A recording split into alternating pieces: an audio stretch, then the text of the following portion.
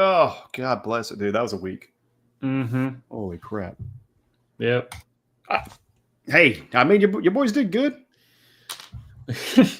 We came as close to winning as you literally possibly could. And then they just told us we can't keep playing. You know, what could be worse is you lose your fantasy game by 0.04 points. Yeah. And you That might be...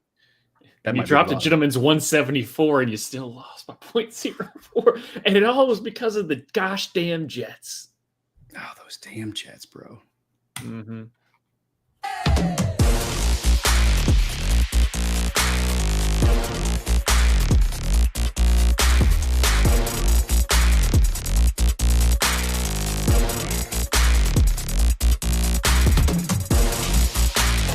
Hey, what's going on, everybody?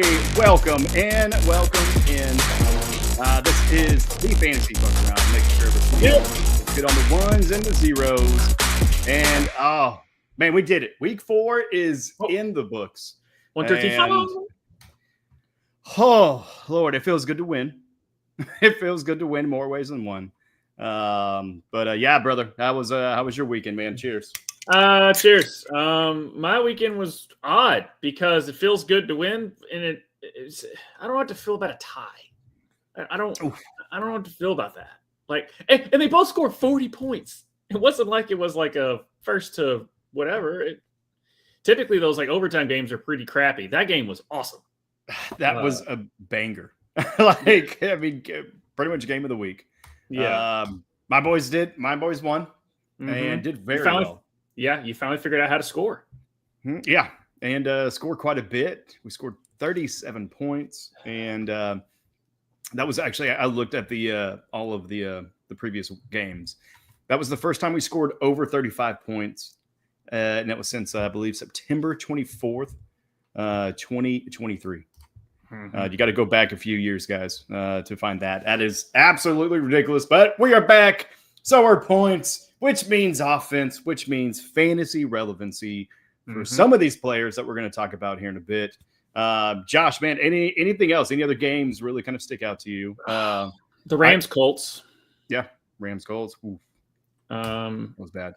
Dolphins won a game. Fins up. They won tonight. Yep. And we do have, looks like the Broncos are going to handily win against the Bengals. They are 21-3 right now. 2 minutes left in the third quarter. But, yeah, Colts and Rams, brother. Yeah, man, it's slowly right now. No one looked, but the Steelers are back to being first place in their division.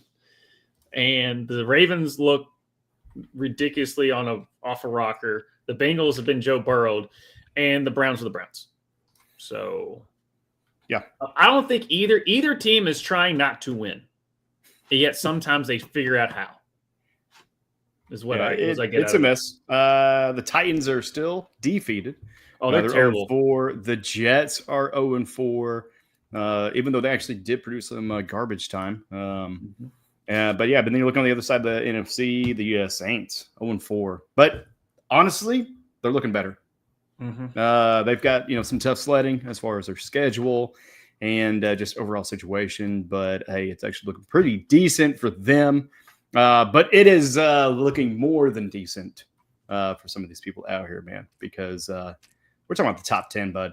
And there are some people that showed up that will not show up again.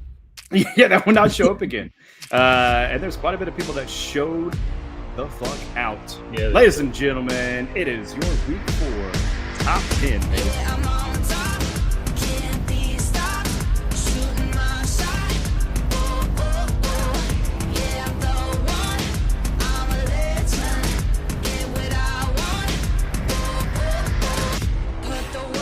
Yeah, put that work in.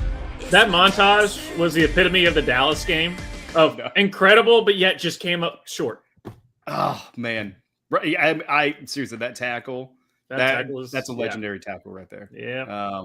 The drama, the story, and then that really made one of the biggest differences in the game. I mean, Dak gets in, your Cowboys pretty much very well in the driver's seat. We're not looking at a tie probably. But because they don't know how to manage time. But we're going to try to manage our time because we are at 5 minutes. And looking at the weekly top 10, y'all, overall, we've got Puka Nacua there at the top getting 36. Ashton Genty behind him getting 34. George Pickens, 33. Jacobs at 32. Gainwell, who is that guy? 31. Prescott, your boy, showing up, being one of the top quarterbacks, getting 31 points. Romeo freaking Dobbs, the big head himself, man. Big head mode and Goldeneye with that Guardian cap getting 30. Justice Hill, 29. Bijan with that mustard getting 28. And some dude named Marks. That's crazy, man. Like, who the fuck are some of these people? What is going Woody on? Marks, rookie running back for the Houston Texans. If you kind of follow, you can tell that Nick Chubb was only a matter of time before he was going to get fewer and fewer carries. We just didn't know who was going to be the next guy. Woody Marks was not talked about a whole lot, and now you're talking about him now because he's Nick Chubb, but he's just younger, so he has more juice, as the kids are saying these days. So he played a very, very well game. Obviously, he's in the top 10 overall. But the one player I will say that stuck out to me was Kenneth Gainwell. And this is why. This asshole. Yeah. That dumb, oh, my God. beautiful mustache man. I forgot we had that clip in here. Yeah. Kenneth Gainwell is supposed to be Jalen Warren and Caleb Johnson. Caleb Johnson forgets how to play football. So, oh my God, doesn't know the rules. And then I wake up Sunday morning, forget that Ireland is. I forget that the kickoff, and I feel like people like a sacrilegious. Okay, I'm still getting used to us playing overseas and like at least Ireland with the clock change. When you play down to South America, it's not a big deal. But I woke up and I'm just looking there. I'm like, oh, wonder how Jalen Warren's doing. Out. It's good to know for that. But we'll get to that in a bit whenever we get to injuries. But top 10, man. What are we thinking? But yeah, this was the Ashton Genty we were thinking we were going to see all season. Yeah. Apparently, you just have to let them stand up straight. Him and Gibbs both do it. But Justice Hill, thank you for coming. Thanks for playing. You did. We talked about you. Yeah. And we might not ever again. No. But yeah, so that's the overall. Let's dig a little deeper. Let's get into the quarterbacks, brother. They were looking at the top 10 quarterbacks. We already mentioned Prescott, but just outside the overall top 10 was Matt Stafford with 28. Mahomes, baby, getting 27. Or sorry, but Stafford's 27. Mahomes getting 27 as well. Oh, man, that felt good to actually score on a majority of your drives. Jordan Love coming right behind, then Allen. Then Drake May. That is one to maybe possibly talk about. Carson Wentz? What? Really? Come on, man. It's a little weak for quarterbacks, I guess, because Baker Mayfield getting 20 points. Jackson Dart making his pretty impressive debut, getting 20 and a dub. And Michael Penix actually firing it off this week, getting 20 points as well. Yeah, quarterbacks, man. Which one of those really stood out to you, and who are you excited for? So the ones that stuck out to me is just how weird it was. I'm gonna put this back up. Drake May only threw the ball 17 times and completed it 14. So wild. And it obviously the rushing touchdown helped, but Jackson Dart is trying to kill himself. He had 10 rushes. I don't even want Josh Allen to rush for 10 times a game. And Josh Allen is way bigger than Jackson Dart. Like, Jackson Dart cannot keep doing that. And with Malik Neighbors out, which we'll get into, it's going to be I hope for the best for the kid, but you can't keep playing like that. It's not going to work. Yeah. Carson Wentz he looks like a backup quarterback in the fact of he could have, if he was just a tad bit better, he could be the starting quarterback, and they wouldn't have to worry about JJ McCarthy. But those are the only guys. I mean, obviously, Dak Prescott, Matt Stafford, the pocket passers, really made a comeback there. I think Dak has been playing at elite level all season. Yes, I know we only scored like 14 points against the Bears, but again, I don't blame that on Dak. So, and he played great against the Giants, he played great against the Eagles, and he played stellar against the Packers. 2 of those 4 teams that I just talked about are top 5 defenses, and he torched them. Wasn't enough to win, was enough to tie. But this is the Dak Prescott I was expecting all season. It just fantasy, because he was terrible fantasy week 1, but he was so good as a quarterback. And the fact that he did this against Green Bay's defense, dude's playing a different level this season. People were saying that they were saying that he should be up for MVP candidate. I'm like, I don't know about that. But speaking about MVPs, I'll let you talk about your boy. He's back in it. Yeah, I mean, it's a little early for MVP talk. It's week 4. Oh, I know. Let's see who even survives, week 8 and 10, really. But no, Prescott looked great. And on the year, started off 7.82 against Philly, tough team. 23.14 against the Giants. 14.4 or 04 against Chicago. And then 30.96. Absolutely incredible. No, they had an incredible game. But, for the Mahomes of it all. He played some of the same teams, against Philly, he got 23.8. Giants, he got 13.16.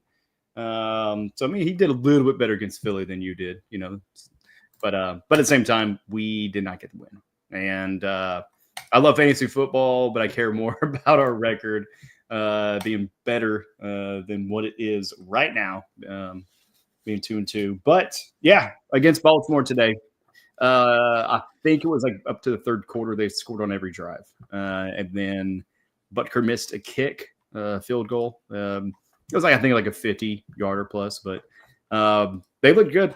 Having Xavier Worthy back made such a huge difference. You did get to see it week 1. So people were like, we don't know. And because he was okay last year, he was a typical rookie trying to learn the system. Yeah. Playoffs, he really stepped into his own. Right. Yeah. And you really saw what people were hyped up about against Baltimore. Now, granted, everyone looks good against Baltimore because they have the worst defense in the league, at least scoring-wise. But you still want to at least see that, see it actually happen, because it felt like even when Kansas City last year and up until this game, obviously 2023 is the last time you scored over 35 points, but it just felt like you still can't run the ball, by the way. You still can't run the ball effectively. But you got Patrick Mahomes. So yeah. But it was just not. It's, I guess, as a Kansas City fan, you're like, on the year. No. Oh my God, points! And they're like, well, Baltimore's defense sucks. I'm like, I don't care. I'm just glad we're scoring. Yeah. Well, and we talked about Mahomes rushing. Also, really want to kind of hit on Mahomes sliding, because he did the same thing first year. Ran the fuck everywhere he wanted and was taking some big hits. He's taking some big hits this year too that I'm not the biggest fan of. Some of it's not as needed. But hey, also at the same time, whenever he, truck sticks somebody, it does look pretty dope in slow motion. So, but looking at the Jackson Dart of it, he's got to learn to slide. Or his longevity in his first few years is going to be pretty short, because he is going to get, a pretty big injury, unfortunately, if he keeps doing that and being that reckless and dangerous and taking unnecessary big hits. But Mahomes is doing the same thing. He went away from it. Now he's kind of back to it. I don't know, maybe just because like quarterbacks is probably one of the few times you can show that you're tough, right? It's putting a hit on somebody, or it's getting the shit knocked out of you, and then you just getting right back up. Like, yeah, that hurt, but I'm still fucking playing, right? And he's done that. So, he's proved his mettle with the ankle injury that apparently people still think has been faked, or whatever bullshit conspiracy losers complain about, because their team fucking sucks. But for quarterbacks, man, I really want to know, and we'll talk about later on, Carson Wentz. Is that a real thing? JJ McCarthy, when is he coming back? It was 2 to 4 weeks. We might hear some more information here soon, but I want to know what Carson Wentz looks like, because is that a viable pickup for next week? But then also, really, Matt Stafford. Why is he on waiver wires in anybody's league right now? Well, we talked about it off camera. It's absolutely insane. Well, he wasn't on the waiver wire in one of my leagues last week. Because he's still in some of our shared leagues. Yeah. Well, I have Bo Nix in that league, and I was like, I need a stash. I just need a stash. Mm-hmm. Matthew Stafford's sitting right there. As long as he obviously Matthew Stashford. There you go. That's it. But yeah, I needed a stash because I was just like, if that matchup comes up, I don't think Bo's going to do it because he hasn't shown it. Cincinnati's going off right now. He's already got 2 touchdowns and 302. Yeah, but it's Cincinnati. It's Cincinnati, but he's got good stretches out. So what do you need to do? Stash a Matthew Stafford on your bench, and then you can ride Bo Nix until you realize he comes up against a defense that's actually competent. So shoulders hurt me a little bit. Going to put some of this on. Okay. Oh gosh, dude, I'm in so much pain. It's been so painful just to watch fantasy football. You know how much stress we just wear on ourselves, man? Come on. We've got to get better at this. and the teams are getting better. We won a Dynasty League game. Woo! Yeah. But you know who else is getting better? The running backs. Mm-hmm. The freaking running backs, baby. Ashton Genty, welcome to the board. Welcome to the league. Getting 34 points. Much to the chagrin of many of us that owned him, and he shat the bed the first 3 weeks. Jacobs. What an absolute beast. He is turning out to be up there in Green Bay. Happy for the guy. 32 points. Kenneth Gainwell? What the fuck are we talking about? 31 points? Really? God dang it. I also wish I knew about the injury because I wish I could put him in, but did not. So he scored 31 points on my bench. Justice Hill. That's the surprise we're going to be probably mentioning a little bit. Getting 29 points. Man can. Yeah, exactly. But what was not garbage was Bijan Robinson getting 28 points. Then, like you talked about, Woody Marks, rookie sensation this week, getting 28 points, as well as another rookie, Omarion Hampton, getting 28. Christian McCaffrey, of course, getting 26. Just being as rock steady as ever, even though they had some troubles in winning the game itself. Bucky Irving catching an insane ball. I think it was like 60 or 80 yards, something like that, from Baker Mayfield, getting him 26 points. And then James Cook being steady, still in the top 10, 23 points, man. Running backs, which ones really stick out to you, bud? Is the consistency that you're seeing from James Cook? Yeah. That's rough. Yeah, we can literally go through that matchup and just like how. But yeah, James Cook it's gonna be therapeutic. Mm-hmm. But yeah, James Cook being as consistent as he's been this season is kind of something I wasn't thinking about because he's basically held out of camp, and typically when you hold out, you can't really do anything, at least for the first couple of weeks until you get your game speed back up to you and your legs under you. But no, James Cook has been solid this whole first 4 weeks. So that kind of stuck out to me. It's just nice to I know everyone took him and he was a top 5 pick, but it's just nice to know when you're right about a player coming out of college. Mm-hmm. And it only took Arthur Smith to get the fuck away from him. And then he also has a no-name running back in the top 10 right now. But at least Bijan Robinson has been I was right. It's like having that one good golf shot after taking like 17 terrible ones, and it just keeps you coming back. Bijan Robinson is why I come when you get that player that you predict is going to be good, not just this year. I'm talking about coming out of college. It's going to happen. You can't ask Tvshka if you go back to the show. I would talk about Bijan more than I would talk about Brock Bowers these days. Well, yeah. Well, whenever you come to the league, this is 3rd year now. Mm-hmm. You couldn't talk about Bowers or Bowser, as I call him.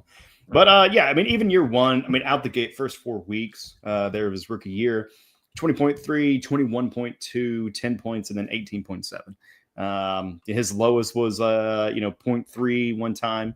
And that was just getting Arthur Smith. The first 4 weeks last year, 16.10, 16.2, 13.2, and 11.4. Then the first 4 weeks this year, 24.4, 19.8, 16.10, and 28.10. So a couple of 20s, and it's good. But I mean, if your floor is 16 points, that's not bad. No, that's a good ass floor, man. That's a sturdy floor right there, brother. Yeah, but no, Bijan has been absolutely incredible. Looking at that top 10, Gainwell. I mean, that's really a big question because he should be off your waivers. If he's still there, fucking grab him.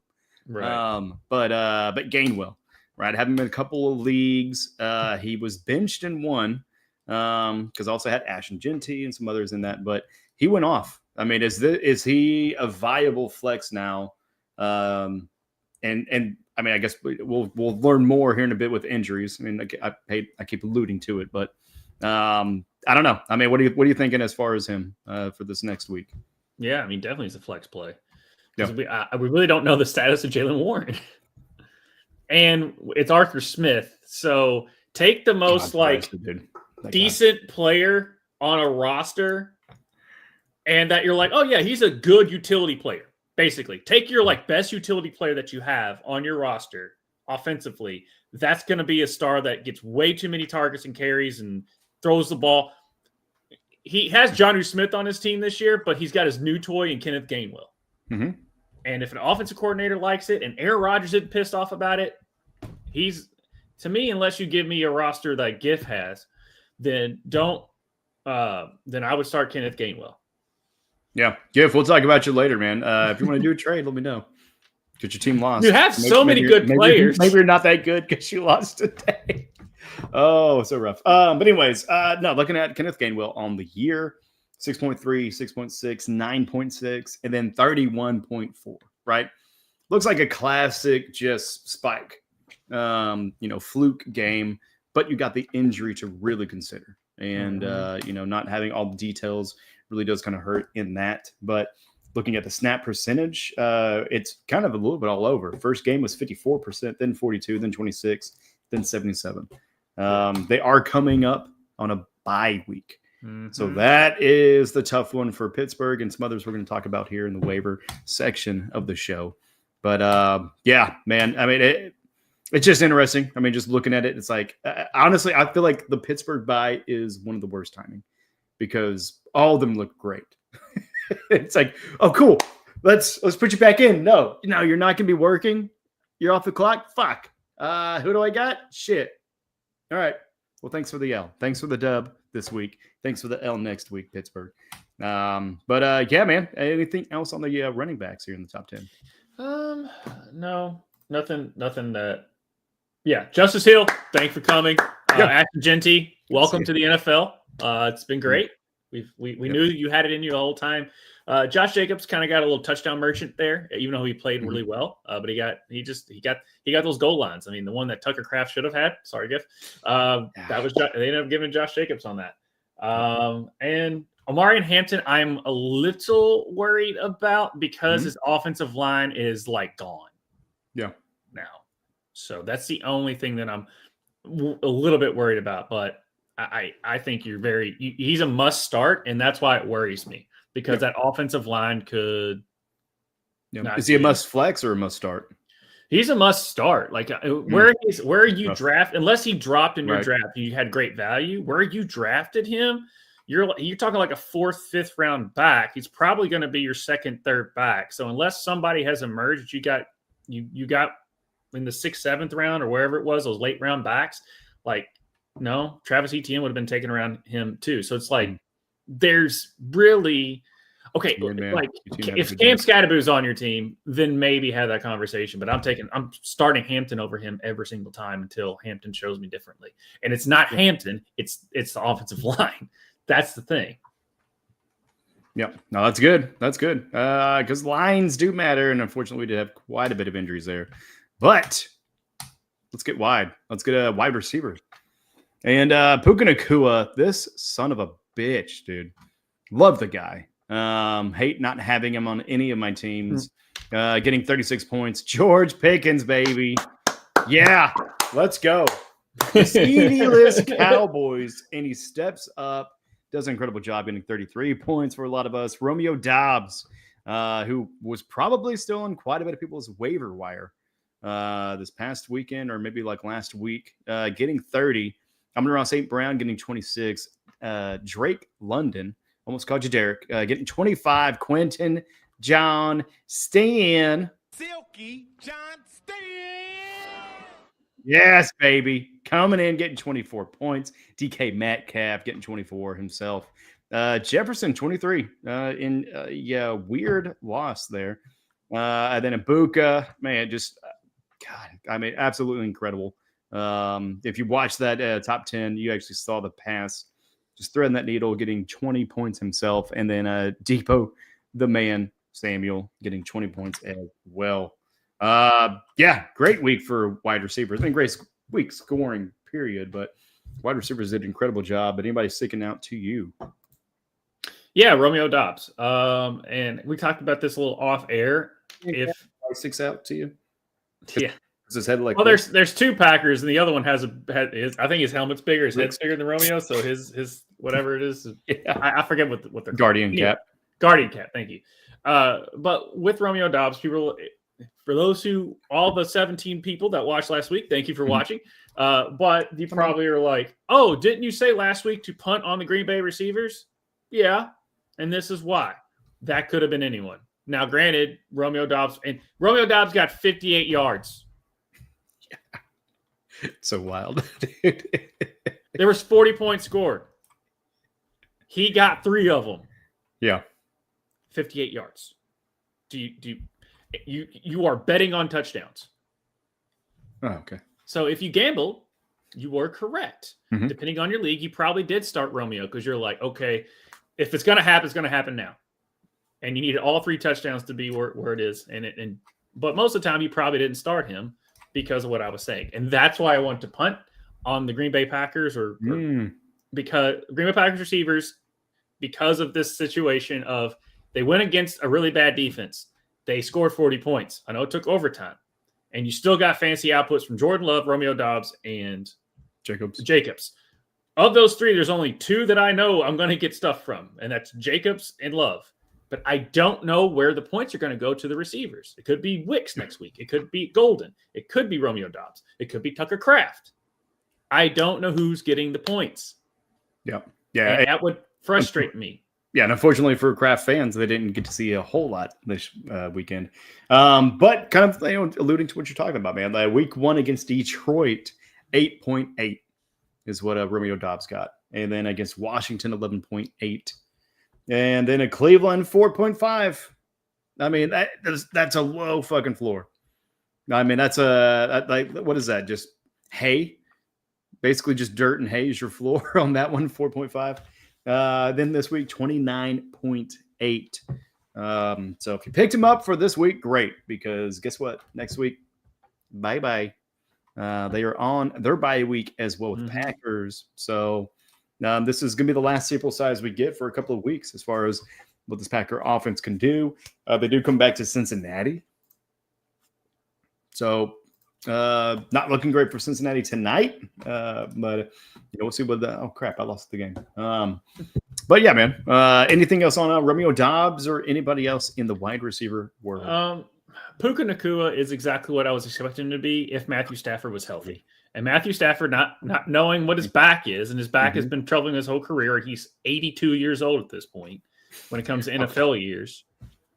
No, pump the brakes on aging him that much. Goddamn. Anyway, it's still I was worried about that because if he went down, he had Garoppolo to back him up, and Puka Nacua is still going to get his. But when you have Matthew Stafford, Puka Nacua is a different animal. Yeah, especially with Devontae Adams and stuff to take a little bit of things, but they scheme so much for Puka. And he's producing. I mean, his yards after catch is insane. That's why I stayed away from the Rams in a lot of drafts because at the time you just weren't sure what that was going to look like with Stafford's back. And I mean, it's week 4, looks good. Still got quite a bit. Still got a lot of ball to play. But yeah. What are your final notes on that? Sorry. Garrett Wilson did sneak in the top 10. It's gonna be dog. And obviously, shout out to George. you're happy if you drafted George and you're waiting on it, because I know sometimes you're like, I'm going to drop his ass, especially after Chicago game. You got to hold on to George. Right. But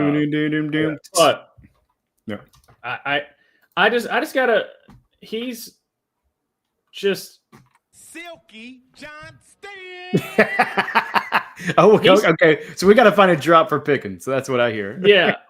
Well, no, I was alluding to QJ, because dude learned how to catch the ball, man. and shout out to the fantasy footballers. They kind of went through, because I was like, what QJ's doing is exactly what we thought he would be. I mean, he was a first-round draft pick. Like, this is exactly what the Chargers thought he was going to be. Then Harbaugh gets there. Obviously his rookie season was not good. And then his last year, it still felt like, and then of course Harbaugh took over, so it's a new system, and it felt like he still couldn't catch the ball. He was all over the place. He was banged up. He had some flashes. Right. Wasn't consistent. Yeah. And really that end part, I think it was like the last 6 weeks, he was really consistent, getting like 10, 15, kind of floor wise. Yeah, and everyone was just like, and including me, I was like, nope, guy can't catch the ball. It just feels like he's mentally checked out. The team doesn't believe in him. The quarterback doesn't believe in him. Like, and and Harbaugh's system is much more run first. They just got Amari in Hampton. Ladd McConkey was great last year. Where's QJ fit in all this? Hence why QJ was not drafted in 60% of redraft 12-team leagues. I would say. I mean, I'm throwing that number out there, but just based off of the other things that I've read, like, no one drafted QJ for exactly the reason that we said. What gave you the notion that he was going to be better? Nothing. They come out against the Chiefs. He catches that one long touchdown. You're like, oh, okay, that's cool. You pick him up. Mm-hmm. Then he does it again. Then he does it. And next thing you know, here we are 4 weeks in, and QJ is like top 5. So you are happy if you sucked week 1 and you're not in a fab league and you got the first waiver pick to pick QJ up, if you remember to do so. Because you just picked up your number 1 receiver and you didn't even draft him. Hopefully the rest of your draft went well. Yeah. I mean, I'm looking at it. I was like, oh, shit. When did I get QJ? Yeah, it was September 5th. Picked him up. He's been great. I think in another league, he may have been my Mr. Irrelevant. I believe in the ESPN one. That or like right after the draft, kind of dropped my relevant for him. But yeah, QJ, man. I maybe it's something that I don't know. Brian Thomas needs to go to the Chargers or whatever camp they got and just get the Ips out. Because their special teams really won that game in defense, but yeah, but I mean that's wide receivers, right? So quickly we're gonna hit the tight ends, and they did show up this weekend, man. Dallas Goedhart or Goddard, some people call him. Tyler Warren getting 18, Goddard 20, but Pitts coming in 18, Ferguson 17. Oh my gosh, I'm trying to read off of our deal. Was that Trimble? I can't read that. Yeah, Carolina. It's Trimble. Yeah, 15. Tongues 15. McBride 12.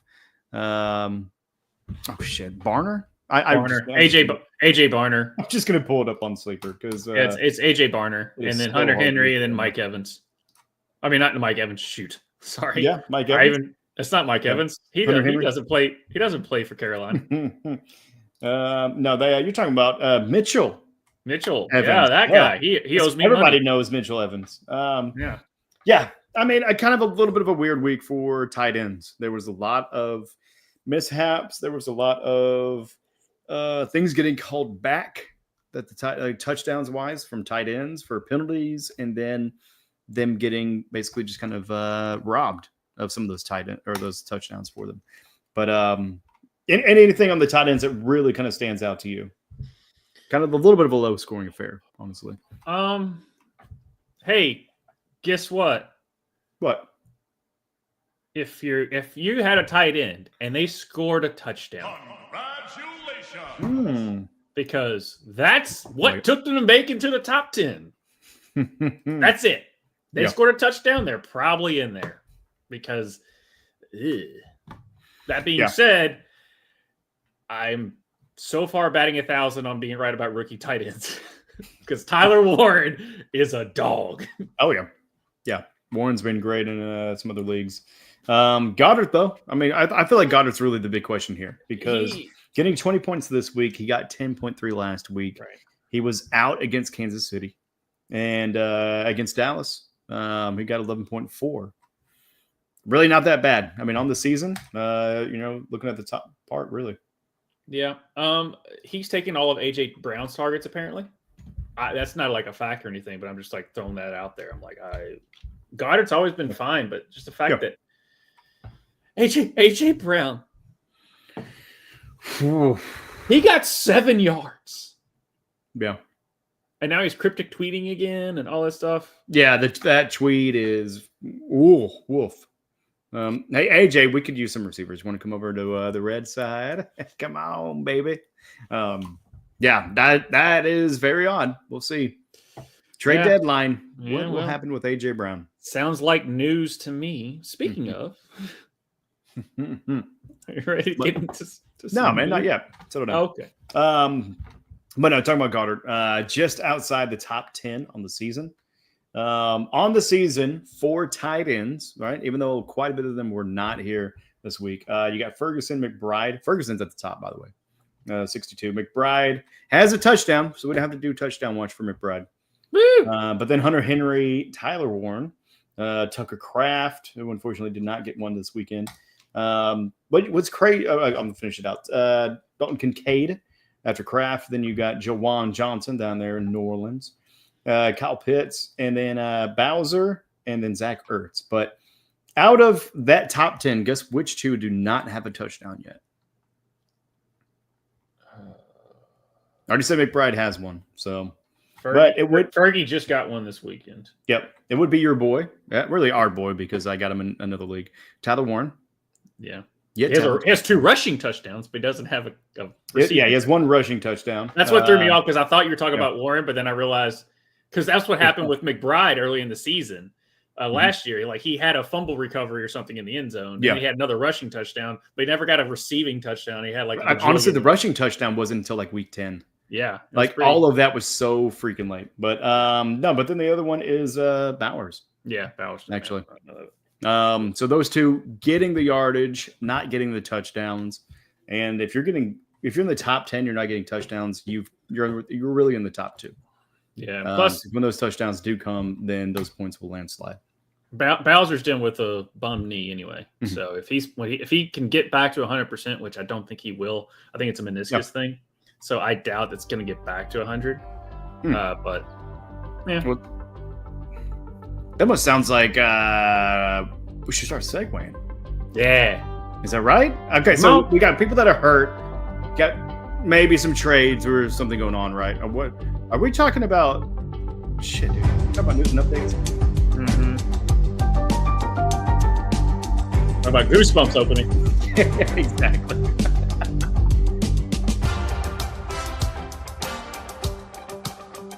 Yeah, that's right. We are in news and updates, ladies and gentlemen. This is where we just kind of go over, what's happened, kind of over the weekend or the last week since we last saw you all. And that is in a wide plethora of it.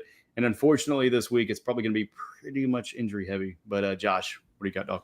Yeah. I wish we had some like sad music to play for these next 2 guys. What happens tonight? And, that's not really what I want to. That's no. Huh? I feel shocked. That one? No, we don't have it yet, folks. But okay. Malik Neighbors got taken. Another victim, MetLife Stadium, has taken from that turf. What was feared has been confirmed. He has tore his ACL for the season. Which, I mean, Malik Neighbors is just so Brian. Hey, Brian. A beast there. And then for the squeamish, do not go and watch Tyreek Hill's tackle. For the sickos out there, sure, it's out there on the internet.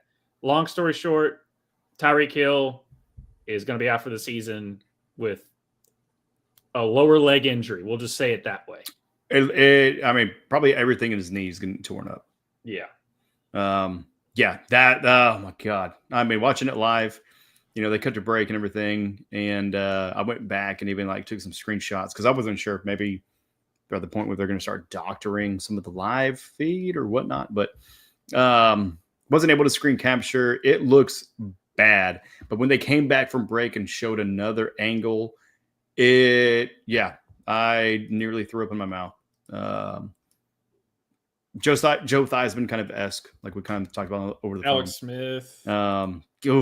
Smith. It's bad, folks. So, I mean, hey, Hill is an incredible player. Honestly, I mean, is he first ballot? Maybe Hall of Fame. He's definitely Hall of Fame. He's not going to be first ballot, but he's going to be in the Hall. He's a Hall of Famer. Yeah, Hall of Fame. Some things in the news as well.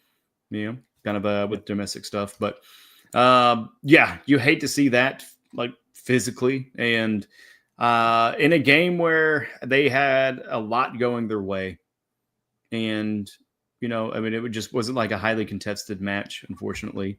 I mean, if it was a 40-40 tie, I mean that's something to where like you're really battling for that win. This one they weren't, and just a freak accident and absolutely disgusting, but. Yeah, man. Anybody else who have some bad? Yeah, Ricky Pearsall. Well, not that bad. Okay. We don't have any of that. Other than that, there's some defensive players that got banged up. Mainly the whole entire Baltimore Ravens defense. Not only are they actually injured, I think the Detroit Lions took their soul, and they have yet to come back. Oh, sure. Okay. I mean, the way they looked against the Chiefs, they just did not look like they were ready to play. It was just paint by numbers. It was not a Baltimore Ravens team. Whatever that was not the Baltimore Ravens. Not a good win. Still a good win. I'm not trying to take anything away from the Chiefs, but you shaking your head knowing that was not the Baltimore Ravens. Oh yeah, yeah. No, I mean, Ben Noy never played. Some of the line, and then I think even like on the offensive side. Yeah. So. But Lamar did exit the game with a hamstring injury. Some people are trying to question him, saying that he quit. Lamar didn't quit. No, he ain't going to do that. No. Cedric Tillman could be sidelined for weeks with a hamstring. Jaylen Warren, they didn't play him. I don't know what is going on with that. But other than that, that's pretty much all I got for any updates. Godwin did play. So he's back in the mix, but no other updates. Keep monitoring for Mike Evans if he comes back. But I do not think with Godwin coming back, and even when Evans comes back, probably here in a couple of weeks or after the bye, that you should not start in Jigba. So Ibuka. So he's probably Well, he's probably going to be right now. He's the offensive MVP. But Ashton Genty is right on his tail. I mean, Genty's a little bit late to the party, but running backs have a higher probability of winning. So I mean, if he keeps it up for the rest of the season, but yeah, no, man. I mean, feed the young people. I mean, this is really maybe like I mean, you've kind of seen a little bit of a shift, but this year just seems like a hard fucking turn from the old regime as far as the vets of old just getting too old, and everybody kind of the rookies really stepping up and showing who they are, and hopefully they'll be earning those contracts. But yeah, Buka, hands down, keep him in, because Godwin is aging, coming back from injury. Evans, same thing, can be coming back from injury, and for both of them, they'll provide. They'll probably, get a touchdown every other game, but Ibuka is going to be the bell cow. Keep him in.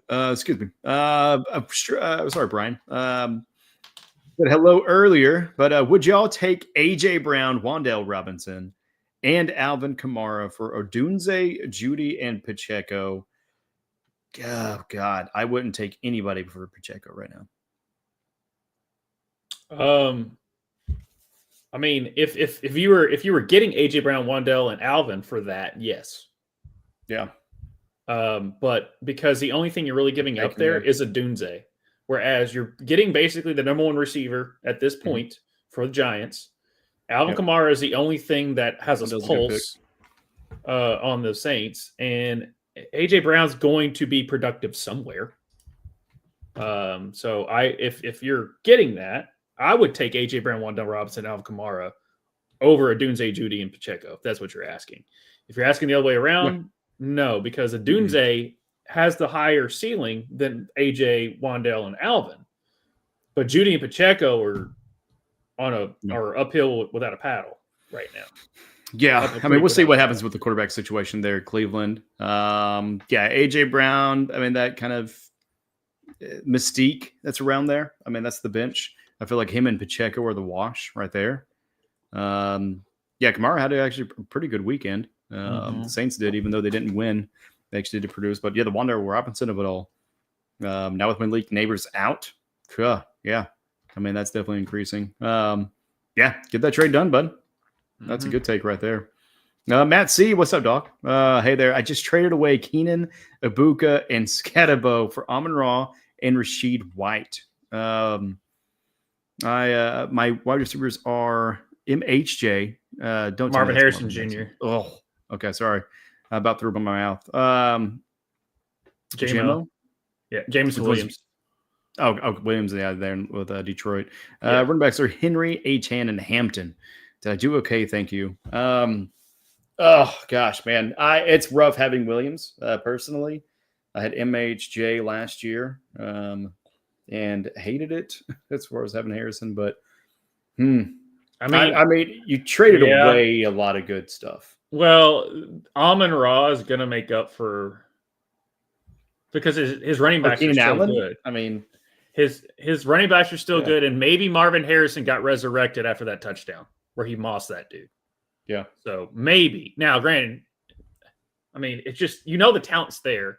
JMO is good, but the thing is you handcuffed yourself with the fact of what I call Puka Nacua. Okay, stick with me. We'll go back a little bit. Yeah. I had Cooper Kupp. I picked him up first round, and I got first waiver pick. This was a prefab league. I picked up Puka Nacua. Great. I have Cooper Kupp and Puka Nacua. Shit. I have Cooper Kupp and Puka Nacua. Which one do you start? Now, Amon-Ra is a must start the whole time. Yep. Hopefully, and it should be Amon-Ra being that. But because you have two receivers, you need that Lions defense to score 2 touchdowns a game. Yep. The offense. Yep. To at least wide receivers. So you are kind of depleting the value of JMO because you're using 2 Lions roster spots. Sometimes you're going to have one goes off and one is on the sidelines. The other one goes off and one's on the sidelines. I think you're going to be okay because Amon-Ra is still the number one guy where Puka and Cooper was a mismatch because Cooper was hurt. But that is the issue you run into with that. But Amon-Ra is so solid.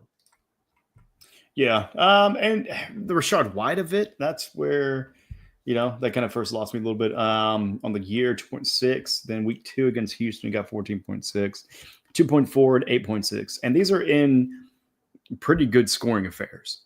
Irving is really, Irving is taking the brunt of that. I mean, I feel like Keenan Allen was a lot of good value. Keenan Ibuka has not shown up really. Keenan Ibuka and Scatabo are. I mean, look at when Cam got the full workload, like when he was the main primary back. What did he do this week? He was still pretty freaking solid. Yeah, Scatabo. Yeah, he got in the end zone for sure. So he probably got like 12 points. He did not get in the end zone. He got 13. Oh, he didn't. Oh shit! I thought I saw a celebration of him. No, he did not get in. But he had 13 carries. Sorry, not 13. He had 79 yards, a couple catches for 11. I mean, still 13. So like and that's when they are slowly making him the workhorse of that. So I would be excited if I was but he got 13 Scatabo owner.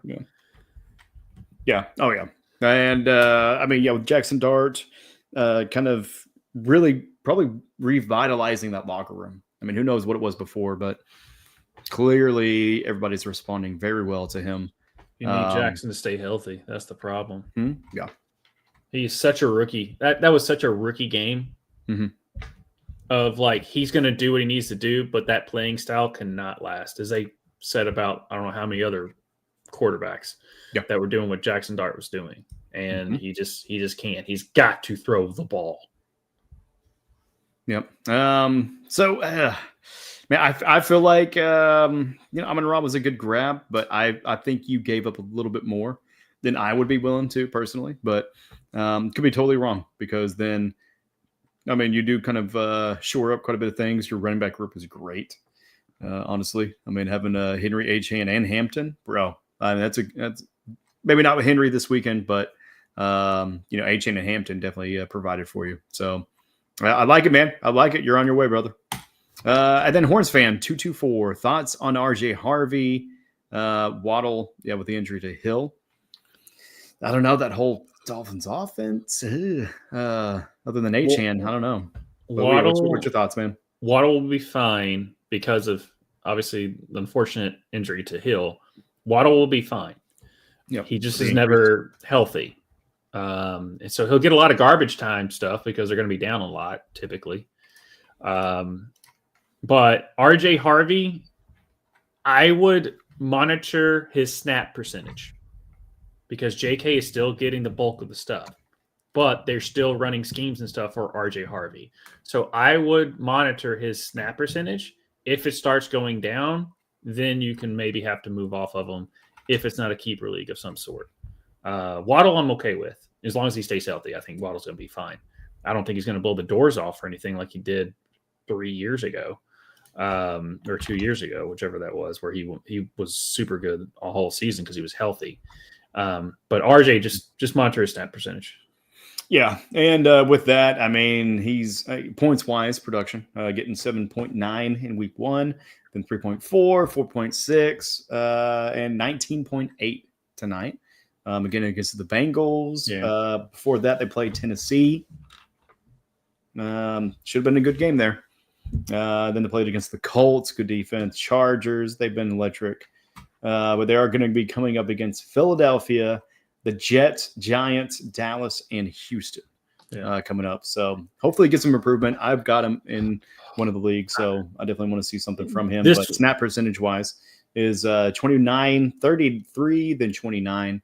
They don't have the snap percentage for tonight for some reason. He had to have been higher. He had to have been at least 45. Had to be like 60%. Yeah. I mean, because he ended up with he had 14 carries for 58 yards and 4.1 a clip. So not as much as you would like. For the receptions, though. Because JK only had 2 more carries and he went for almost 50 more yards than he did because he was at 6.3 average. Like that's the tail of the tape right there is that JK is still the better back. Yeah, but receptions wise is really where RJ got it tonight, getting 5 targets for 4 receptions, 40 yards on the touchdown. So that's the big thing. Without the touchdown, you're looking at 13.8 probably. I mean, not too bad. I mean, thoughts on it as far as playing them next week, or are you looking at trade value? I mean, if maybe somebody's really hurting for a running back. This might be a good time to maybe try to trade him. I don't know. Do you think you're really going to see much from RJ Harvey by the time it comes to playoff time, right? Yes. Say your team is maturing, you're, 10 and 4 or whatever. You're in the playoffs. RJ Harvey going to be vital at that point? As long as he doesn't start fumbling the ball, this stat line makes me excited. Yeah. But if you're gonna, if you want it, you have to make the decision. If I trade RJ Harvey and that guy is going to be better than what I have with RJ Harvey at the end of the season, because I think RJ is going to progress and he's going to get to that average of 40 to 45% snap count. If he doesn't, and he still sticks around the 29 to 30, you're going to have the when's he going to go off or he's not going to go off. Like that's just where that snap percentage is. If he's at the 45, because I don't think he's not going to get 50 this year unless JK just really sucks. And right now JK is playing fine. They're going to keep going with it. Or if JK just gets a little injured. Well, I little slow with his one leg. Right. I understand that. Hey man. Peg leg JK. Even though he's not, but is whatever. But But you're expecting JK that they wouldn't have drafted RJ where they did if they weren't expecting JK to eventually kind of wear down a little bit, which he did last season when he was with the Chargers. So I'm not. If you're going to move him and you think you can sell it, because tonight made me excited for RJ Harvey. He just has to stick around the 40% to 45% snap percentage. It can't be 30 to 29. Yeah. No, that one's rough. But it was good hearing his name a few times this evening, getting some production. Any other names that we should hear as far as for the injuries here in news and updates, bud? No. I mean, did anyone check on GIF?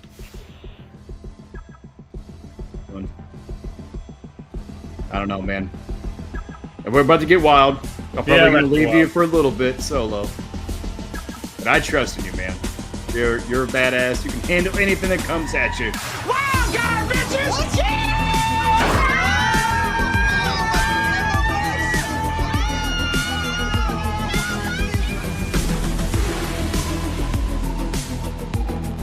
Yeah, that's right. It's Wild Card. I'll do the introduction for you, then I'll get the fuck out of here. It's Josh. He's got something for us tonight. So this is Wild Card segment. This is where we just kind of pick whatever we want to fucking talk about. All right. Because it's not always about the numbers. Sometimes it's about like the actual strategy, right? Numbers can help inform you, but sometimes life just happens and people get hurt. Josh, what do you got for the fine folk? Yeah, so this wild card segment is brought to you by freaking Malik Neighbors, and James Conner and Joe Burrow and now Tyreek Hill. You will have those players. It's unfortunate that this happens, but when injuries that this early in the season is not as detrimental and it's not as heartbreaking to a sense as it is when you're in that playoff run and those dudes are winning you, or like you can see your championship trophy type things and they just go down. It happens. But you can still salvage your season when a top value player of Malik Neighbors and James Conner, but like Malik Neighbors, Joe Burrow, those type of things. Now, Tyreek Hill, it depends on where you drafted him. You were throwing a dart. It sucks what happened to him, but it's not really, you're not trying to salvage your season like you are with like a Joe Burrow or Malik Neighbors. So here's what to do when these things happen. One, you can make a trade. Now you can take, if you're good in one position and that receiver, you can try and sell one of your second, or even like take your second best running back, think your other three or four, or the third and fourth running back you have can at least make up for that second running back, trade him for at least a consistent receiver in a sense. The other thing you can do is obviously waivers. Now, it's tough to make up a Malik Neighbors value in the waiver pool, because Wan'Dale Robinson is sitting out there, and that offense will just take a step back. Plus, with Jackson Dart, like a Malik Neighbors, it's just tough to replace that talent. But there's a way to do it, and you can moneyball the shit out of it. As you can look at where those receivers are playing. At this point in the season, you can kind of figure out which defenses, pass-wise, are terrible. And the trend is they're probably going to stay terrible unless something crazy happens, which they can adjust, but most of the time they're going to stay terrible. So you can at least get two receivers or two or three receivers off of waivers. If it's a non-tight end league, even grab a tight end that at least gets consistent enough targets to where you know how to strategically spot start them the whole time to make up that value that you lost with Malik Neighbors with the Moneyball thing. Now, what happens when a stud goes down on another team, like a Malik Neighbors, Joe Burrow, and stuff like that?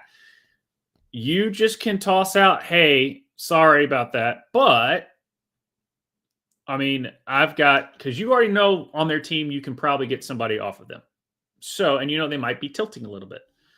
So at that point, you can reach out to them and say, hey, sorry about that. I'm willing to trade to kind of help you out, blah, blah, blah. Obviously, they know you're full of crap and they should call you son of a bitch. I hate you. Go F off, as a buddy does in a fantasy football league.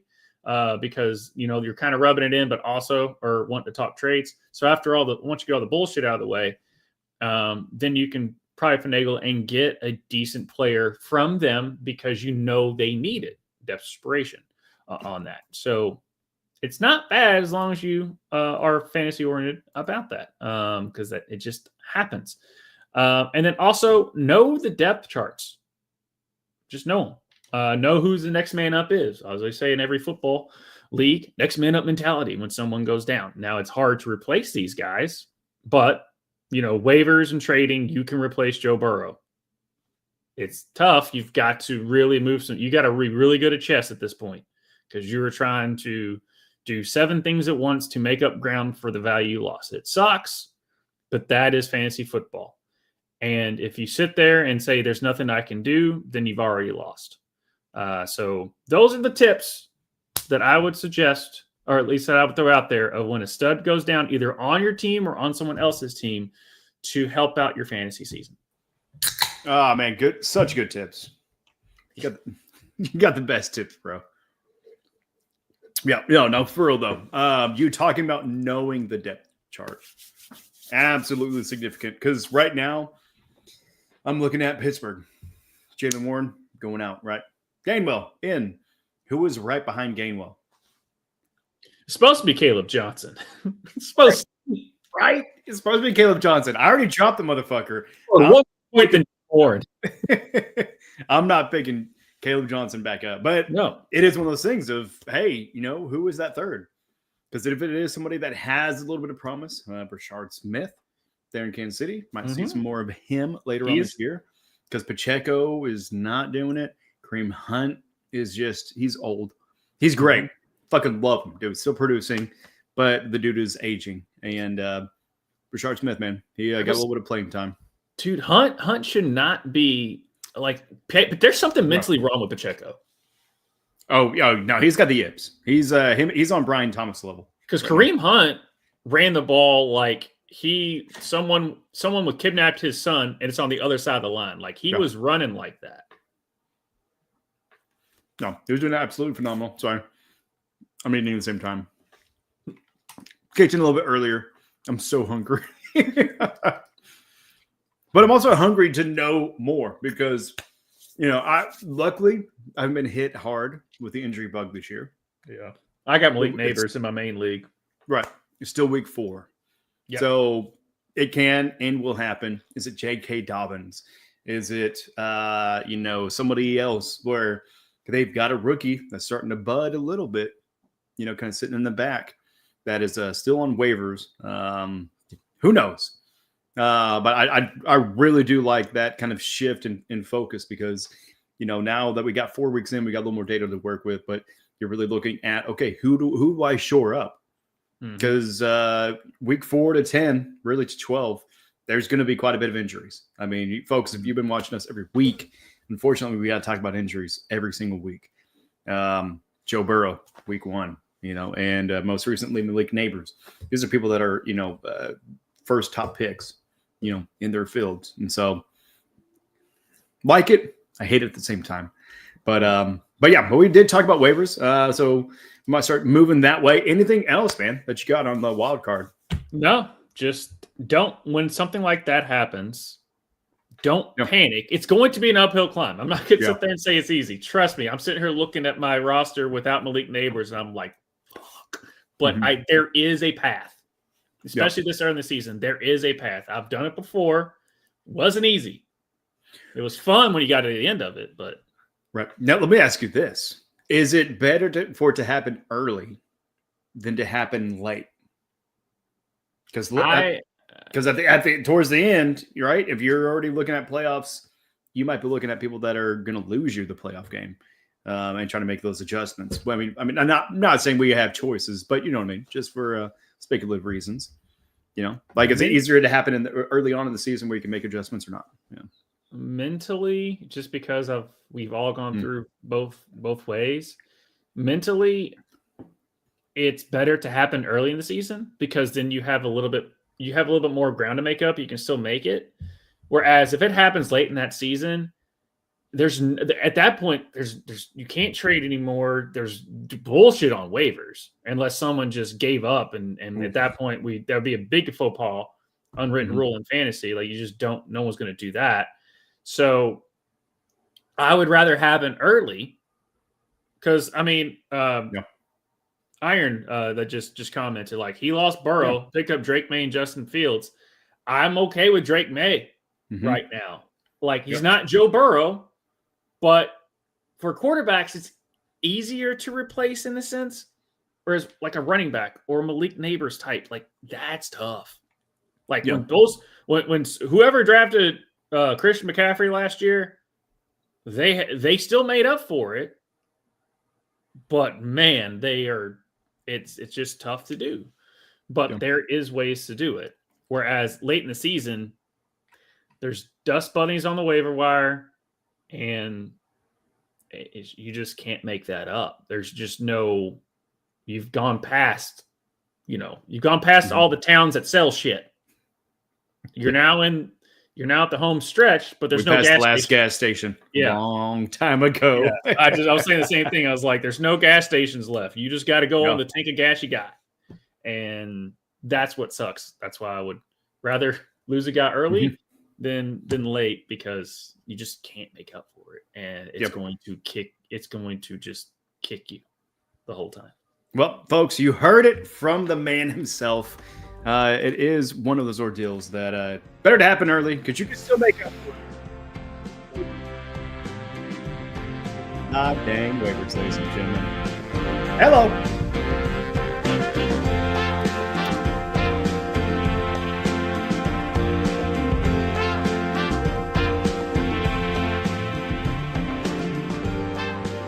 That's right. Some people wave goodbye, others wave hello.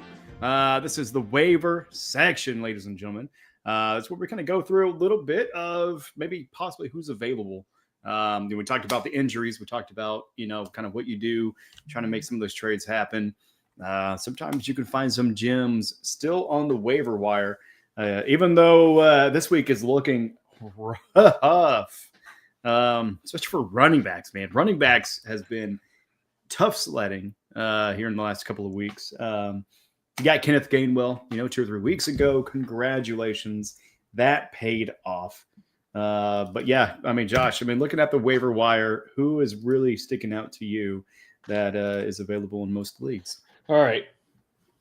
So if a guy scores a touchdown, doesn't mean it's going to be good. That being said, DeMarcado is someone, running back. You said running backs this is where you're throwing darts, guys, because of depth charts. DeMarcado is definitely one that I'm like, if you're going to stash, you can stash. Now, there's better value out there. I don't expect Justice Hill to do what he did. Maybe again. He could, but you have a healthy Derrick Henry. You're going to run Derrick Henry, even though sometimes they forget he's on their team. Now, Miller for New Orleans, I'm intrigued because he got 11 carries. And it was him and Kamara were kind of splitting carries. So if I was going to take a dart throw at a running back, I'd look at Miller for New Orleans. I know that team is inept. They're terrible. They got heart. They show that against Buffalo. They got heart. But the 11 carries, at least for Miller, intrigued me for the waivers. And then if Matthew Stafford's on your waivers, what are you doing? Pick him up. Stash his ass. Dude, for real. I know. I keep looking at that too. Also, staying in the quarterback club, Aaron Rodgers. It hasn't really been like the most impressive, but whenever you're looking at, actually, forgot it in the waiver wire to talk about the actual bye weeks themselves, but Pittsburgh is on a bye week. Other people that are on bye weeks this week: Atlanta Falcons, Chicago Bears, and the Green Bay Packers. So you might be looking for some people to pick up themselves. But for him, it's 12.8, 12.66, 12.42, and then week 1 against his prior team, 25.66. Himself, not too much production. But if it is just one of those weeks, you need to grab somebody to fill in. Yeah, throw him in there. He might work out for you. But the running backs is really where I've got to find somebody, man. I hate looking at Justice Hill, Tyler Algier, Miles Sanders, Kareem Hunt, and freaking Daddle. So I like your guy of Miller, as far as Kendra Miller, really taking a step up. And I'm doing what he did today, only on 31 snap percentage. Yeah. So hopefully that gets increased. One guy with Minnesota, Xavier Scott, really showed out. He did. By getting one touchdown. Right. He was all receiving. Yeah. 8 targets, 6 receptions. He's the new Aaron Jones for that team.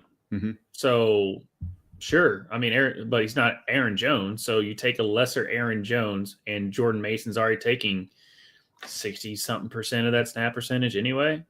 That's why I was kind of leaning towards Miller, because at least they're giving the ball to Miller. And from my eye test, it looked like he had some juice behind him. And I don't know. I don't. If you're relying on a third down back, whereas Miller at least seems like he's splitting carries, Scott's just a third down back. Justice Hill is just a third down back. They're utility players. It's tough if you're in like a 16-team league or 14-team league, then yeah, pick them up. They're probably gone. But just for a typical 12-man redraft, I don't know. I don't know. Yeah. All right. Well, and that's in running backs. Looking at wide receivers, as far as like the top on the season, you got Hollywood Brown, you got Shakir Turpin, Juju Smith-Schuster, Hunter Renfrow. This one's kind of surprising. Luke McCaffrey. Now, Washington? Yeah, they're in Washington. 0 points week 1, 4.9 week 2 against Green Bay, 14.6 last week against Las Vegas, and then 10.10 against Atlanta. Snap percentage increasing, 7, 23, 36, and now 37. Targets, last 2 weeks have been 3 targets. He had 2 receptions today for 21 yards and a touchdown. Showing kind of a little bit of growth there. Again, waivers, folks. We're not talking about ideal player. The draft was already done. That was the ideal situation. We're talking about scraps here, breadcrumbs. But Luke McCaffrey, it seems to be trending upward a scotch. Anybody in wide receivers really sticking out to you? So Marvin Mims is back on waivers. Ooh. The number 2 wide receiver for the Denver Broncos is so hard to figure out, because one day it's the turtle man, Franklin, and Marvin Mims can't save his life from getting more than 4 targets. He got 5 tonight. That's his problem. Yep. He just doesn't get targeted the ball. When he does, he catches it, because it's 5 targets. He went 5 for 5 tonight. Yep. He's gosh damn Wendy's with his $5 meal. 5 for 5, whatever they call it. They really make me hungry. I'm not going to call out our league, but why is Shakir on waivers? And I'm talking to both of us here too. Mm-hmm. Why is Shakir on waivers? Mm-hmm. Pick him up. Also, I forgot during the running back section, just because he's not on our waivers, Woody Marks. Yes, if you have whatever fab dollars you have left and Woody Marks is on waivers, throw at it the whole thing. I don't care that they suck. Speaking about suck, Tajay Spears is a great back. He's on a team that their literally quarterback said, keep it a buck, we ass. So Tajay's coming off an injury to a team that is just straight dog shit. I'm sitting here looking at Tony Pollard. Yeah. Tajay Spears, I think, is a better running back, but he's coming off of injury on a team that's not good. How long is it going to take him to get to game speed, much less behind that, to be productive? A lot of stuff backing him. So I guess to right now, no, I'm not interested in Tajay Spears. Yeah. Jumping back to running backs, one interesting one, Raheem Mostert, right? Formerly known as Must Start. All right. So goes from Miami to Las Vegas. He was out for the first 3 games. He played yesterday against Chicago. Excuse me. Got 15% net snap percentage. Had 4 attempts for 62 yards.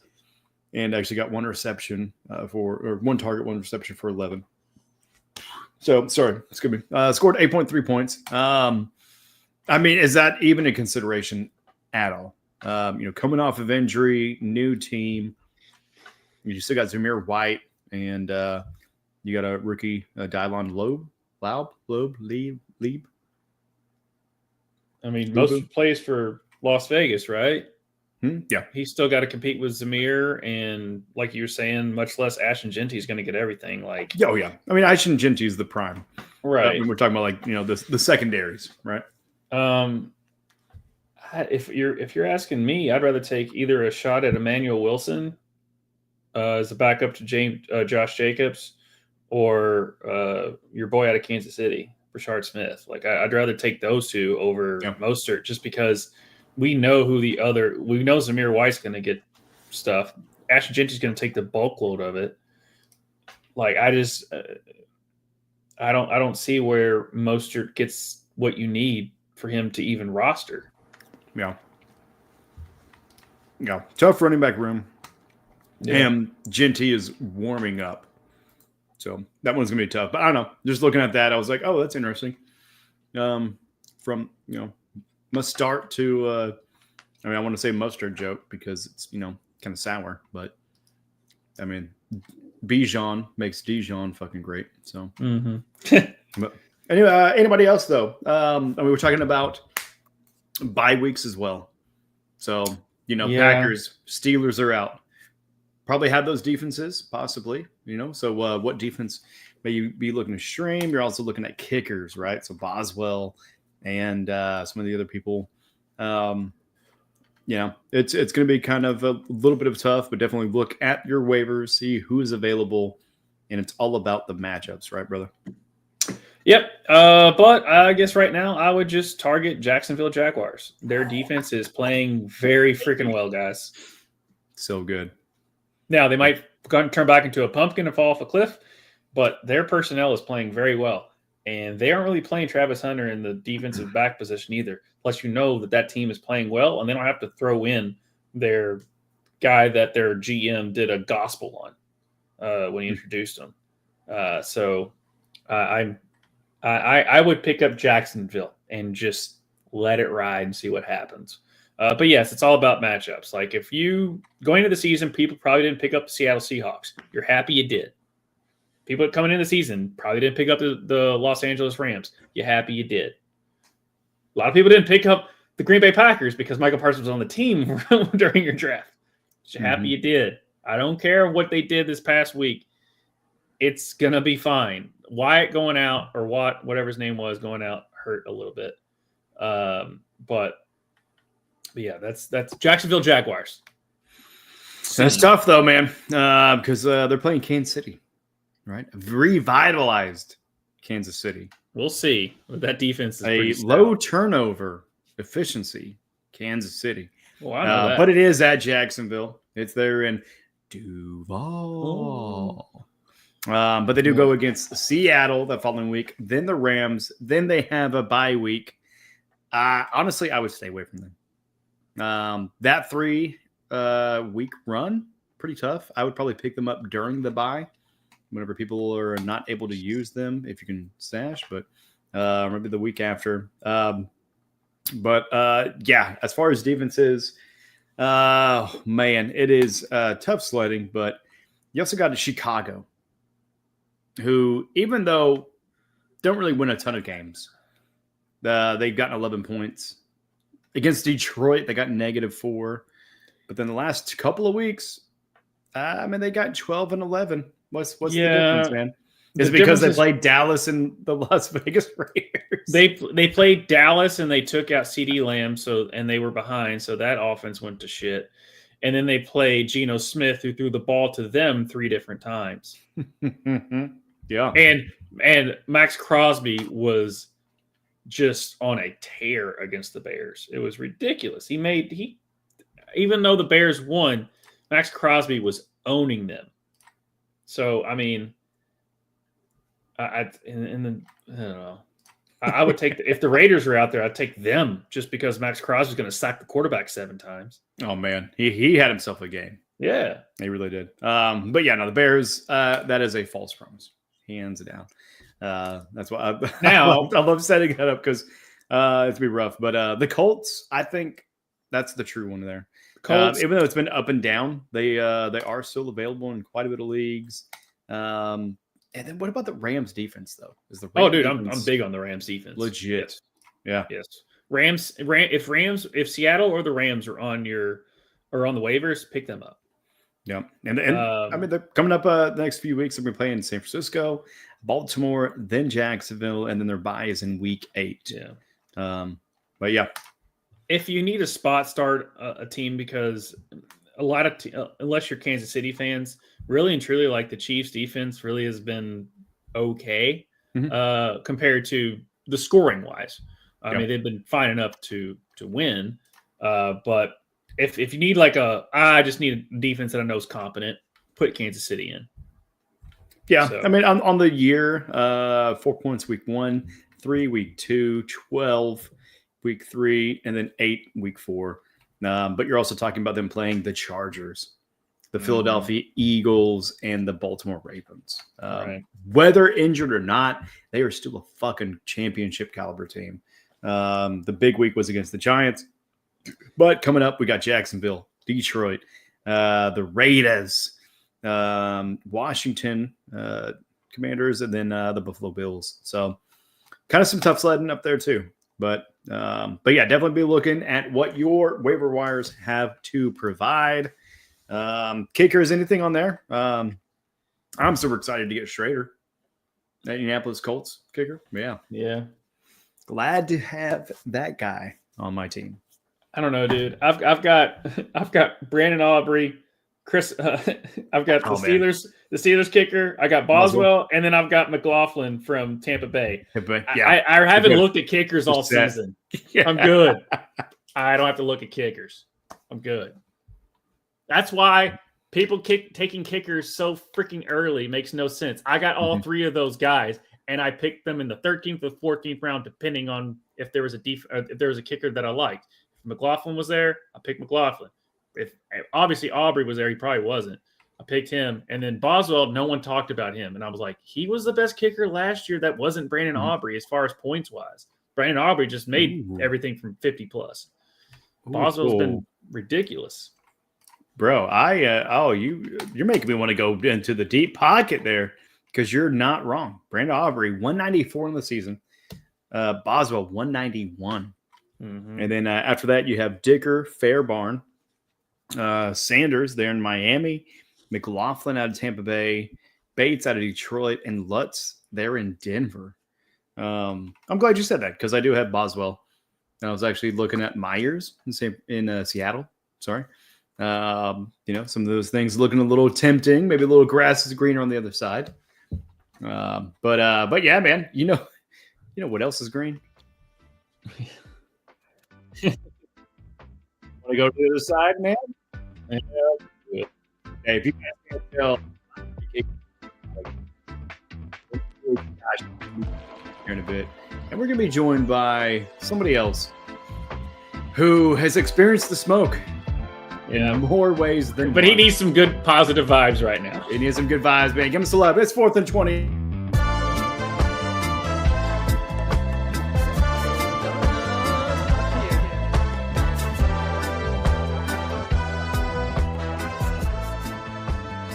Going on up in here, indeed. Ladies and gentlemen, it is 4th and 20, or 4th and 20. But yeah, this is the segment where today we are going to be talking about punt, pass, or kick. I'm not talking about Andy Reid whenever he was 12 years old, towering over everybody else in the video feed that we got to see. We're talking about if you're going to punt, keep a player, but kind of maybe put him away. Pass and like actually playing, tossing that person the ball, or even kind of maybe attacking somebody on waivers, or kick as in getting that motherfucker out of here. So it's not taking easy points, like the game is itself. So that is punt, pass, and kick. That is what we're going to do. But we do have Give Taylor in the building. Yeah. Oh, yeah. Oh, yeah. I Hey, am. Your Dolphins won, man. They Yeah. won. The Dolphins won. How excited Yeah, are you? but no Tyreek. It's the Jets. I mean, Yeah. yeah. Yeah. I'll Lose be right Tyreek, back, Giff, but I and like then, what of you're course, and then fantasy-wise, Yeah. oh, man, what an up and down couple of days. Thursday with Jigba, Man. where the hell, what happened there? And then Puka with an incredible game, just Jacobs with an incredible game. It just shows that garbage time can strike anybody, positively and negative. Yeah. Son of a bitch. Yeah, we backed the truck up last week and talked about garbage time and different players and even contenders there. I mean, the Raiders to me is one of the biggest ones because I don't think we're really going to be able to compete for wins, and they're going to get a lot of stuff. Waller season, that's garbage time. Hands. Oh my God. But It ain't gonna happen twice. yeah, exactly right. But no, ironic fate. He also asked. I lost Burrow and picked up Drake May and Justin Fields. Yeah, man. I think we did talk about that. That's good. Interested in Tyjae Spears. Oof. I don't know if he's still with the Titans or not, but that's a tough one there. Yeah, and just asked about because the contract year did good. That terrible team last year. Yeah. No, keep an eye on him, man, because that could be the sneaker. I wouldn't touch anybody on Tennessee right now. Yep. Nobody. What about the kicker? Maybe the kicker. That's probably the only thing they got is the kicker. Yeah, that's what we were talking about earlier, man. It's like, kicker season because you got the bye weeks coming up this week. But man, let's talk about your game. I mean, not to really pour too much salt on the wound with you, but Giff is in our league as far as the Ruckus Entertainment or REV league itself, and he scored 174.78. Fucking astronomical. Good score, right? Like you did everything you could in your power, man. But unfortunately, your opponent. I mean, what happened? What was the last minute change, man? Because your opponent only scored 173.32, giving you the win. When you came on here before the show and bitched about you losing, what happened, you son of a bitch? What happened on that one? I don't know, man. On the other side, he had a great defense. He had Pickens, and of course he got the, Wilson with the garbage time touchdown. So I don't know. I mean, am I wrong in that and saying that you won? Yeah, because he beat you by it was 174.82, and now it's 173.32. So I don't know what happened. Yeah. So, yeah, and the only people he had was Breece Hall, which maybe that's where that change was. But he also had Garrett Wilson. Yeah, maybe they took some. No, that's still. Oh, I think Garrett still had 82 and 1. So I don't know what happened, but we all saw it. Okay, just making sure I'm not losing my freaking mind because, we were going to talk about you losing by 0.04. Let me be very clear on that one. But it looks like you're the winner now, man. Right? Holy shit! I thought I lost. Now I win. Have you not looked at it? Have you not looked at it lately? I have not looked at it. Yeah, I looked at it before the show started. So I tell you what, you won. I've been sweating and last week I won with a garbage time kick. I beat 2 shots. Jaden Daniels. So I don't know what the fuck's going on, man. It's been a wacky ass year, football wise. Hey, I think God said we're both 3-1. Yeah, we're 3-1. Yeah, and fuck you, Wait, fuck you, because you were talking about Jigba last week. You put the fucking voodoo curse on me, you son of a bitch. Did you win? Rewind the tape. Did you win? Okay. Did Njigba help you win? He would have made me win more if he would have got a touchdown, but holy shit. All right. Mr. You only got me like 13.4 points. Jesus. Yeah, come on now. If you shit the bed and got me like 2 or 4 points, see, if he scored 10 points, then yeah, he scored you 13. Yeah, I know. I wanted a touchdown. I want perfection, God damn it. Excuse me. Oh my God, he's got such a low 2-story floor. Oh man. Like, come on, man. Oh, Some of us are in the dirt, you son of a bitch. But no, that is so bizarre because we all got jumped on before we started the show. Wait. Looked at it. I thought I lost too. I don't know what the fuck happened. Oh my God. I don't know. Crazy things, man. But hey, that is fantasy football, ladies and gentlemen. That is why we love it. God damn. But so talking about punt, pass, kick. Do you have some players in your leagues, some that you are keeping, kind of stashing away, so you're punting, some that you're like, I've got to play them this week, or I've got to try to trade for them, I've got to tack them in the waiver wire. So you're passing, kind of taking a long shot, or is it somebody that you're done with? You want to get them off your team, and and why is that person Ramondre Stevenson? Looking at this week, funny you bring up Stevenson. I'm looking at Henderson. I have Henderson on my bench. Mm-hmm. A lot of the Packer players are on a bye, so I think I'm going to roll with Henderson in a flex spot, possibly. The guy I'm like, he's getting ready to kick the curb. It might be Devontae Smith. I am like, he is on. Oof. He's walking the plank. I don't know. So is he gonna sit there? Is going to be jumping in the water with his teammate? Because AJ Brown is treading water. Okay, there you go. Well, but like you said though, with the Eagles though, I got there. Jalen Hurts is running it. Saquon's like, it all depends on the matchup. If they have to throw. In this game with Tampa Bay, they were throwing the ball, but it just wasn't to Devontae Smith. So Smith's a weak point for me. The Houston running back, which is escaping my, I think I'm going to cut bait with him. Nick Chubb? Yeah, I don't have a Chubby for him anymore. I think it's time. Yeah. Yeah, there's no Blue Chew in the world that's going to help you out with that one. Well, when he went limp last year when his knee did, so yeah. And I think really any Houston Texan player right now, I don't trust. I like Woody Marks. That's it. I like Nico as a receiver. I'm just not with CJ Stroud anymore because that offensive line is so bad. Yes.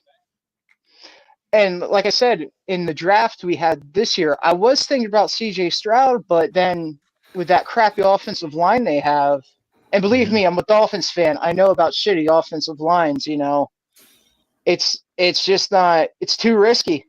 It's too fucking risky. Yeah. Can't risk it for the biscuit. Yeah, man. I mean, like in our league itself, the players that I'm looking at on the bench, I feel like I'm going to punt on Godwin.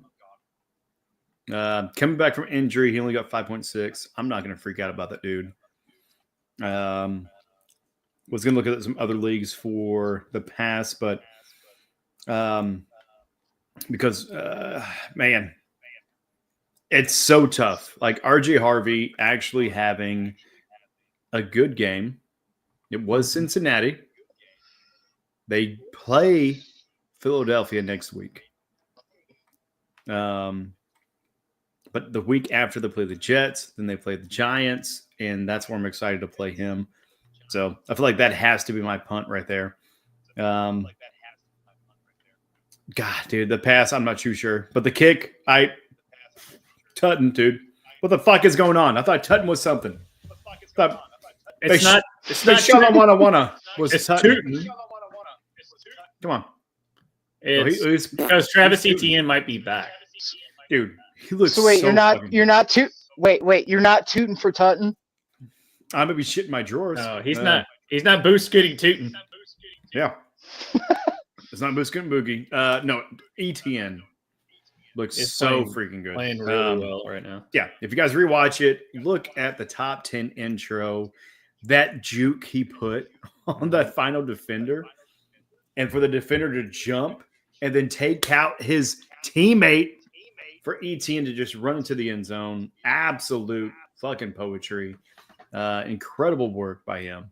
And he did have that burst. He had that stop. He had all that agility. And that is where Tootin', I'm like, that's a roster spot I could fill up.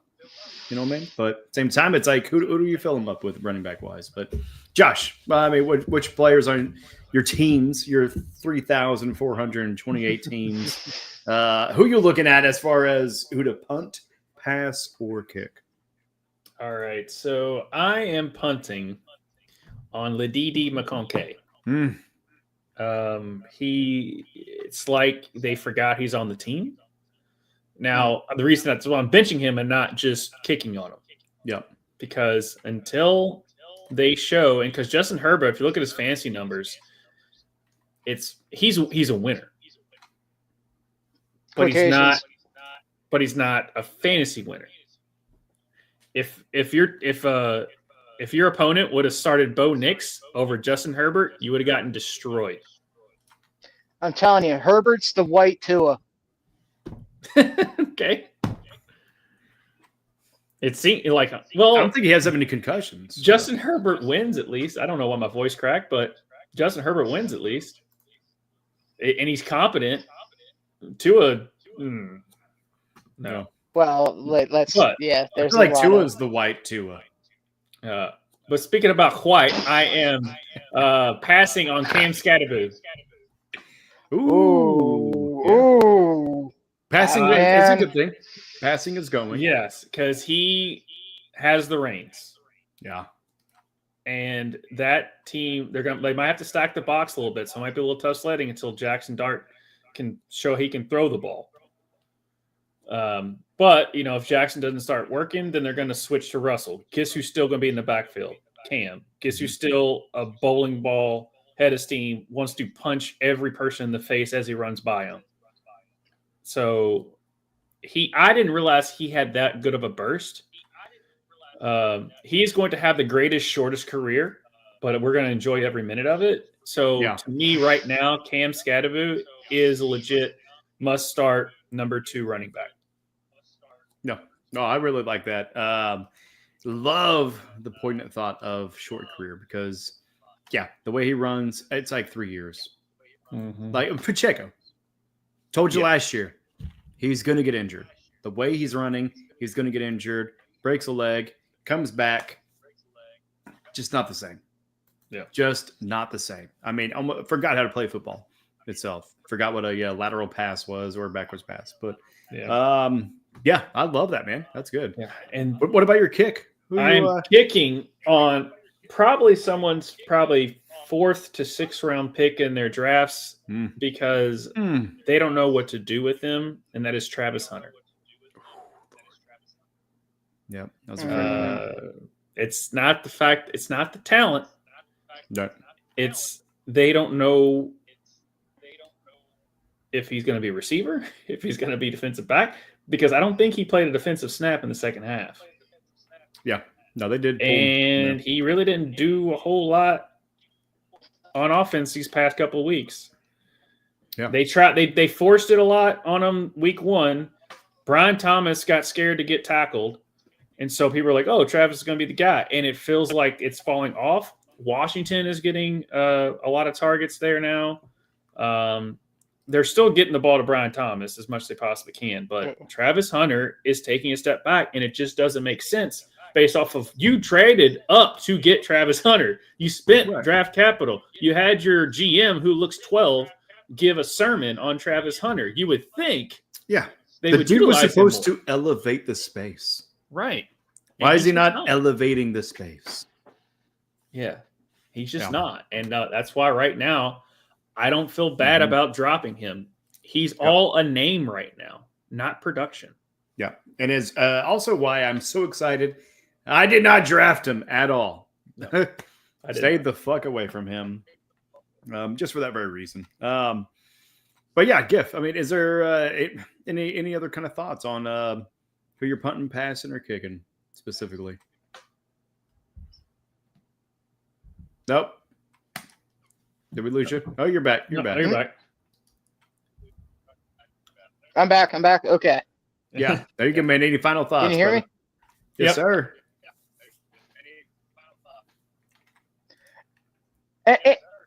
I mean, any final thoughts? I mean, I think Romeo Dobbs, keep him in your lineup.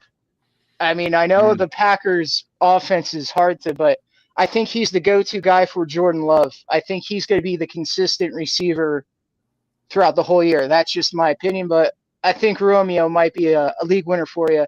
And man, if you got Mbuke from Tampa Bay, that guy's going to be a league winner for you, and that guy's going to be a top 5 pick next season in your fantasy draft.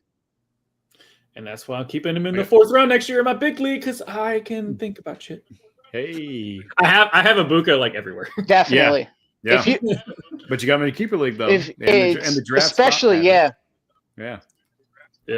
Yeah. Right. In keeper league, he's a star in the making, I think. So. Oh my god. I mean, he's already burning fucking bright as hell. But you know what else is hot as hell is the timer that I'm looking at, because we are at that time.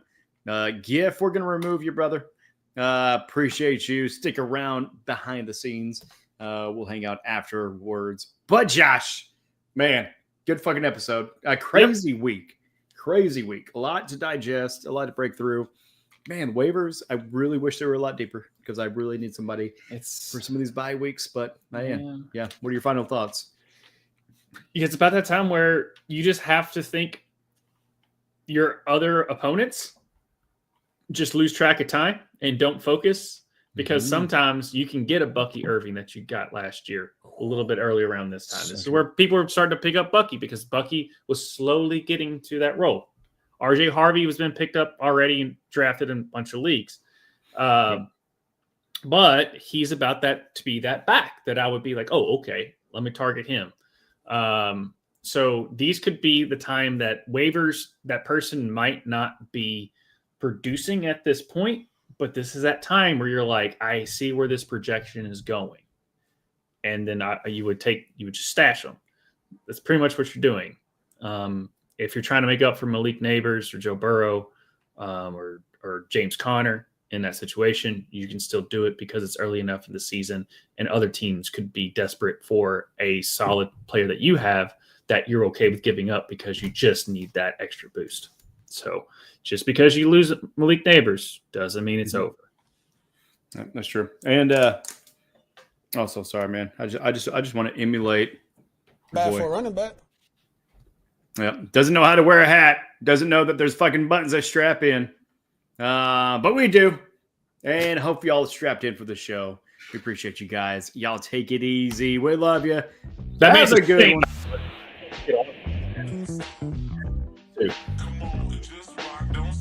Let's go, Chiefs. Let's go, your team. We'll see you. Peace.